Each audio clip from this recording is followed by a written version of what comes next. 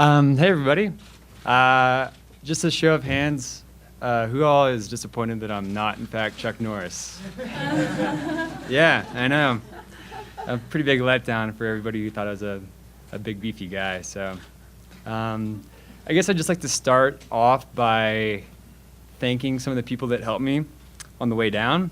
So let's see, we had Spencer, who was the first runner that I ran into. Very helpful guy, ran down, jogged with me, got to talk with him, kept me calm. And then Noah and Rachel. So yeah, Rachel was the lady that drove me to the hospital, kind of kept me calm. We talked during the car ride there.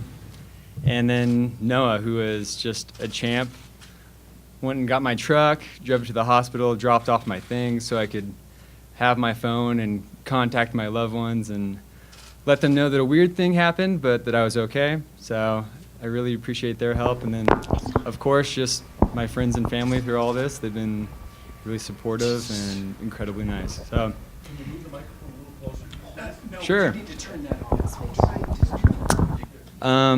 better. Thank you. All right. So yeah, thank yous aside, I guess I can take some questions now. Can you tell us your experience from beginning to start? I mean, from the start to end. From the beginning to the end. We'd like to hear it, and not have to rely on the video that we just saw. We want to hear you. What was your experience? Okay. So my experience I know you guys saw the video, but in person. So I decided to go for a run last Monday, February 4th. It was around noontime. I wanted to go on a pretty long scenic run. I headed up to Lorry State Park, and I kind of had a predetermined route that I was going to go on.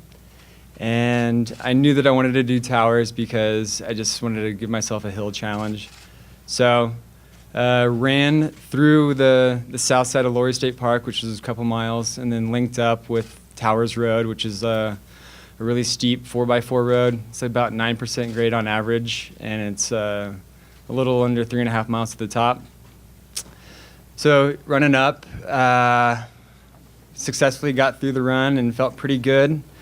Up at the top, I was able to look around and really take in some of the views. So up there you can see Fort Collins and the Front Range to the east, and then to the west you can see the rest of the mountain ranges and the Rockies kind of descending into space. So it's super pretty, get a good 360 panorama. And at that point, I was planning on running south to actual Horsetooth Rock Peak, which is just the really iconic rock that you'll see on the east side of town when you look at the skyline. But I encountered some ice on the trail about a half mile in, so I turned back and then decided to peel off on the now infamous West Ridge Trail and cruise on that east to head and hook back up with Towers and then head down. But about a quarter mile into that run, I ended up hearing some pine needles rustle, like a stick break, and I turned around and just was pretty bummed out to see a mountain lion chasing after me. So I stopped and I threw my hands up in the air and I started shouting, and unfortunately the shouts didn't deter it, so it just kind of kept running and lunged at me. It was going toward my face, so I threw up my hands to kind of block my face, at which point it grabbed onto my hand and wrist, and from there it started to claw at my face and neck, and that's when kind of my fear response turned into more of a fight response, because I realized how close it was getting to my eyes, and it got a claw on my lip, and I tried to throw it off me at that point, and then we took a little tumble down the south side of the trail, and down there just kind of had a little wrestling match, at which point I was able to get on top of it, pin its back legs so I didn't get any soft tissue scratched out in my nether regions. And at that point I was grabbing around for sticks. I only had my left hand free. My right hand was still locked in its jaws. Tried to to get at its neck to see if I could stab it in the neck to get it to release. That wasn't working. The sticks were breaking. So then I picked up a rock that I had seen kind of near us. It was pretty heavy and it was kind of hard to wield, and I tried to give it a few bashes in the back of the head, but fortunately I just kind of had a tough time swinging it with my arm still locked into the cat's jaws. Really wasn't working too well at that point. I knew with two pretty good blows to the back of the head that it didn't release, that I was probably gonna have to do something a little more drastic, and then I was able to kind of shift my weight and get a foot on its neck. And at that point, I stepped on its neck with my right foot, and just slowly after a few minutes, I thought I'd be getting close, and then it'd start thrashing again, and had a few more scratches that resulted from those thrashes at that point. And I'd say another couple of minutes later, it finally stopped moving, and then jaws opened, and I was able to kind of scramble back up the hill and get the heck out of Dodge. How long did it all take from start to finish? It's hard to say. I mean, I guess in my mind, if I replayed it, it seems like a long time, but I would think maybe 10 minutes at most. A lot of people who are attacked by other animals say that some of the most vivid memories they have are of what they heard and what they smelled. Can you talk about that?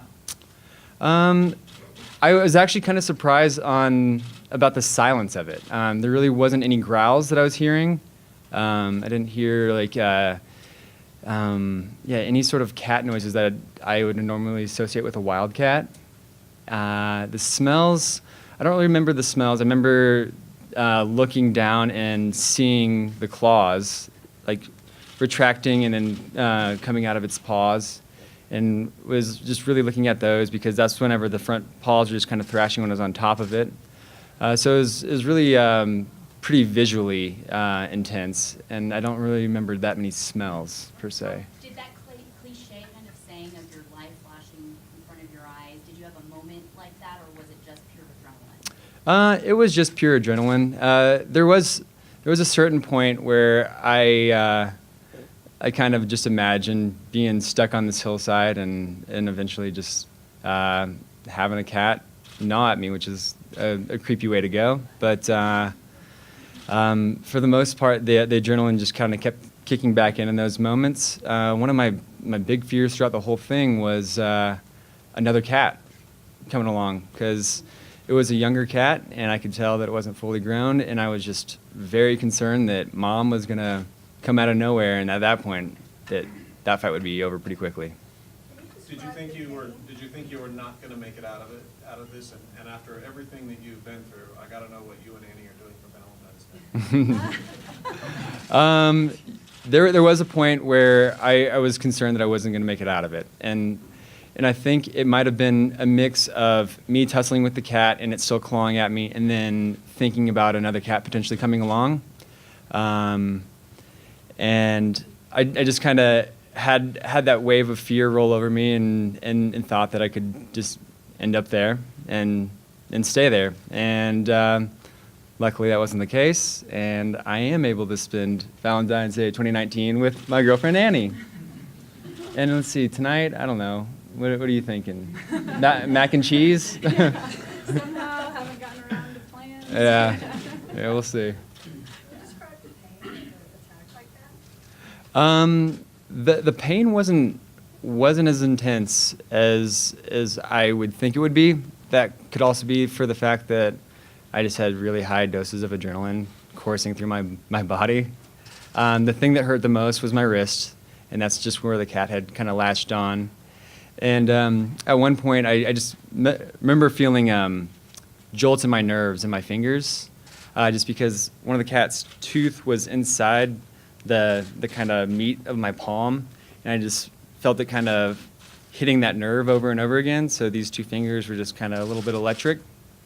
And then it was grinding after I hit it in the head with the rock, it started grinding its teeth back and forth, and I could hear kind of ligaments and tendons shifting around in there, and that it hurt, but I also remember the sound of that was pretty disturbing. I was like, well, there goes all loss of function of my fingers, but luckily it's not the case. What's it been like getting all of this attention? And has any of it been negative? So far, everything has been really positive. I'm not a big internet guy, so I haven't really seen any of the negative stuff. It is weird getting all this attention. I don't know. It's kind of weird to feel kind of famous for like an unearned reason. It's very much like a situation of happenstance, where like a wrong place, wrong time, instead of an earned sort of degree of fame, I guess. So that's been pretty weird. One of the local stations in Denver is calling you the king of the north, since we didn't know who you were until now. Just wondering what you make of the new reputation. Yeah, I think that's going to be the hardest part, is I will never be able to live up to the reputation. And maybe that's what has led to some of my reticence for actually coming out, because, I don't know, the story is bigger than my puny form, so yeah. What do you think Chuck Norris would think? Oh, man. Chuck would have come out without a scratch. You know him. And he'd probably have the tiger slung over his shoulders, too. Not a tiger, a lion, sorry. Chance